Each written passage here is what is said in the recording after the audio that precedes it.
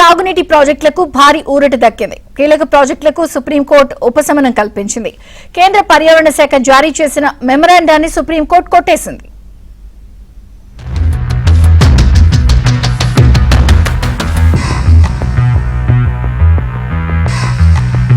తెలంగాణలోని కీలక సాగునీటి ప్రాజెక్టులకు సుప్రీంకోర్టులో భారీ ఉపశమనం లభించింది. కీలక ప్రాజెక్టుల పర్యావరణ అనుమతులకు లైన్ క్లియర్ చేసింది. కేంద్ర పర్యావరణ శాఖ 2021లో జారీ చేసిన ఆఫీస్ మెమరాండాన్ని సుప్రీంకోర్టు కొట్టివేసింది.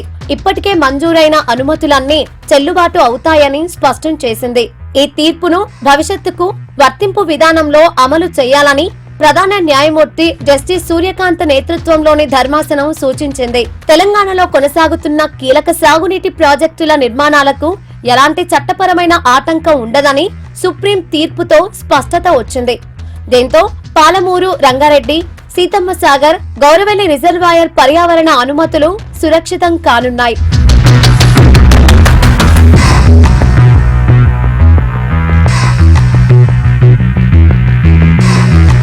భవిష్యత్తులో చేపట్టే కొత్త ప్రాజెక్టులకు ముందస్తు పర్యావరణ అనుమతులు తప్పనిసరిగా ఉండాలని న్యాయస్థానం పేర్కొంది. కార్యనిర్వాహక ఉత్తర్వుల ద్వారా చట్టాలను భర్తీ చేయడం సాధ్యం కాదని ధర్మాసనం వ్యాఖ్యానించింది.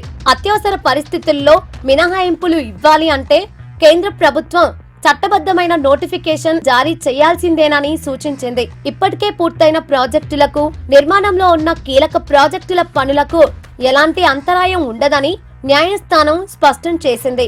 సుప్రీంకోర్టు తీర్పుతో తెలంగాణలోని ప్రాజెక్టుల నిర్మాణాలకు చట్టబద్ధమైన రక్షణ లభించినట్లయింది.